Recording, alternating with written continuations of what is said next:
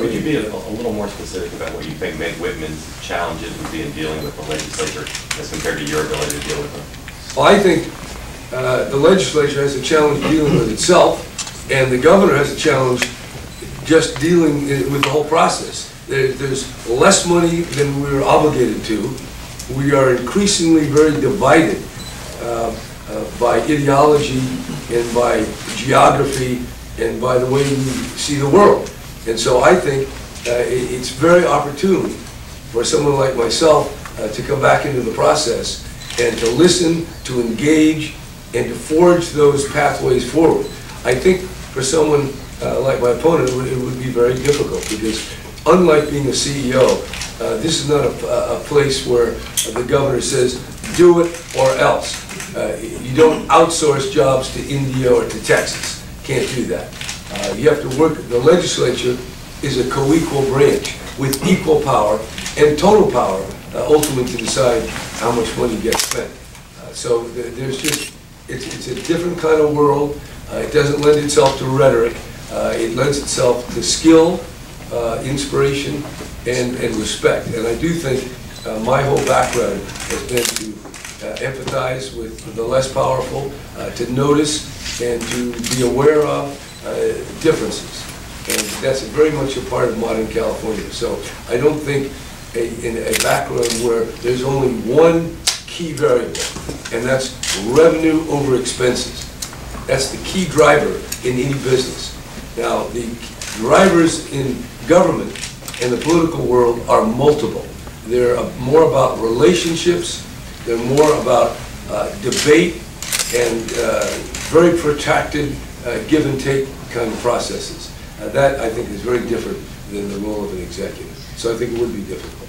Yeah. Could you respond to Whitman's latest flurry of ads, one, kind of criticizing your record, the latest one criticizing you for giving public employees collective bargaining rights, the other that's law enforcement with capital punishment? Well, there's so many, you give me the laundry list now. But it is pretty simple. What was the first one? The collective bargaining. Well, we've had... This came out yesterday. Yeah, that's really silly because the collective bargaining allows management to bargain with the employee representatives. And we've had 8 years of Governor Manchin, a Republican, managing and dealing with the representatives of the public workforce. Then we've had 8 years of Pete Wilson, her campaign chairperson.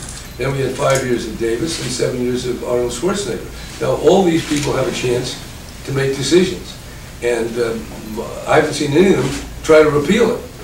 So I'm not quite sure what her point is. Well, it blames you also for the retirement age going down to 55. Well, that's just not true. That's another one. Where did that come from? The retirement age is 55 before. It's been for years. I can tell you this, the spiking provisions were put in under the Republican governors, not me. It was 3-year average when I was there. And the more recent stuff was done before Schwarzenegger. So I think that's another one of these silly kind of things. Collective bargaining is a process. It's not about pensions. It's about working conditions, and it's not unilateral. It's working in partnership. And a strong executive will be able to work this process in an intelligent way. In terms of crime, I feel very proud of my record. I have the police chiefs that have endorsed me.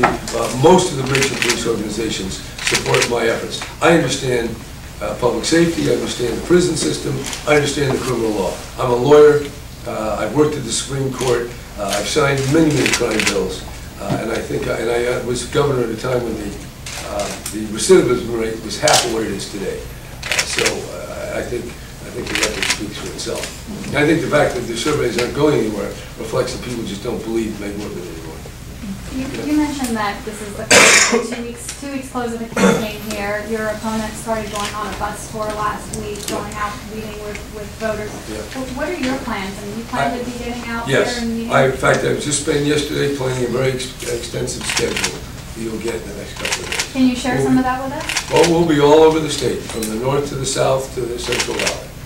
We have a very extensive program plan. This is a big national Asian political organization, Yes. 80/20. They just announced their endorsement to the appointment of Yes. Whitman. So So because your campaign office didn't respond to the question there, so can you comment on that and will it impact on your campaign? Well, one of the things that I try to do is maintain my independence. And some of these questionnaires basically want you to, in effect, sign contracts for the future. I don't do that. I try to say what I can say, but also keep open keep faith with my responsibility to make the tough decisions as I go along. I think the people standing behind you represent the broad diversity of the Asian Pacific American leadership in California. I'm very proud to have their support, and I understand you can't get 100%, so this other group has chosen to go with my opponent, and that happens. There's actually a couple of police groups that went with her because of her stand to compromise her position on pensions. Last question. There was at a recent rally, you mentioned that you believe California is wealthy enough to accommodate college students who Yes. might be undocumented. And Meg Whitman this weekend was telling reporters that A, you're either pandering for votes or that you're out of touch, or you don't recognize we're in a budget crisis. Well, that's another rhetoric. I don't know what she means. Did she know what it costs? Does she know the cost of keeping someone out of college? See, this is not just about the DREAM Act. She wants to remove all students from our colleges, or whether they're paying, whatever tuition they're paying, because she wants them to be, they're here, and I don't know, she doesn't quite know what to do with it. Now, I think a kid who's gone to school and has done well and can refine their skills, that man or woman can make major contributions to our whole society. And if we're going to compete in the world, if we're going to produce the kind of prosperity we want, then we want every person to be able to learn and develop their skills to the maximum degree. And if Ms. Whitman's position is that she wants certain people in our society, even though they've lived here, for 10 or 15 years, they've gone to school, they've got A's and B's, she wants them in a subordinate position, then I think she ought to say that. Because I can't believe that Meg Whitman would really say to these people, we don't want you to be skilled, we don't want you in college, we want you just doing the more menial types of activities, because even though you've shown yourself ready for the highest professions. General Brown, Meg Whitman is going to have she's talked about job creation, focused on job creation. She's going to have a conference call today where she has a Chamber of Commerce and other groups say your proposals are job-killing proposals. How do you respond to that? Well, I'm glad you were bringing that up, because this is the same thing that the oil companies are saying about Proposition 23. It's not true. It just isn't true, and that's why Silicon Valley, for the most part, is opposing Proposition 23 because of the green jobs.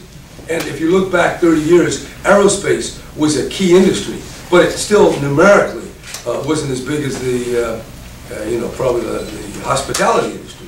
But that doesn't mean it is important. So I think my jobs plan, which is not just green jobs, it's a whole variety of initiatives, is far more detailed than hers. And it's kind of ironic, she took out these ads, no plan. If you actually go and read her so-called pamphlet, and you take out the pictures, you'll actually find, I think, more ideas and more provisions in the plans that I put up on my webpage. So, and also I think the tax credit, she's not said it. She also, I really wish she would just say, on your income tax, and I'm sure all you people who pay your income tax, there's a line in there, and you actually put your capital gain. And I'd like her to tell us what was on her line, either this year or last last couple of years, whatever she wants, and I'll be glad to tell her mine. So let her release that information. She knows what it is. So when she says, I don't know what my capital gains tax is, that's not true. She may not know for the future, but she knows for this year and every year that she filed a tax return. So I'm very excited about my plan to get 20,000 megawatts of renewable energy in California. When I was governor, we set in motion policies that made California the world leader in wind. And then we were just totally passed by many other states and by China. So I am really serious about this. I did it before, I can do it again. And so I'd like to hear. I know the Chamber was for Schwarzenegger. They're a Republican operation. They have their own views. But I don't think tax breaks for the wealthiest. And as I mentioned, in fact, it was in the New York Times yesterday, in the last 20 years, the income share of the top 1% has grown from about 8.5% to almost 24%. That's the share. So the share of the economic American pie is increasingly going to a very small number, the top 1%. And that's coming away from people in the middle and people at the bottom. So that tax break exacerbates the very problem that is causing so much stress in this country. And I have always been very sympathetic with the less powerful, whether it's empowering the farm workers, whether it's giving flat pay raises so the lower paid people do better. That's really the difference. There's a difference in values, and there's a difference in vision. And of course, there's a difference in know-how. These are real contrasts. And I think the next 2 weeks, this will become increasingly clear. And I'm glad that she is getting on the phone and going to tell everybody about her tax breaks. Because, by the way, the capital gains is only $5 billion. If you add up the other ones, it's another $10 billion.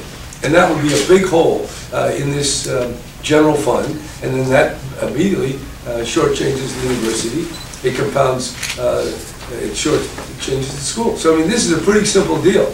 And she can talk all she wants. But the truth is, she wants to enrich herself and her contributors and the very wealthiest people in our society. And I would like a broad-based effort to regenerate our economy and revitalize it by taking into account everybody in the society and what they need. All right, thank you. Thank you.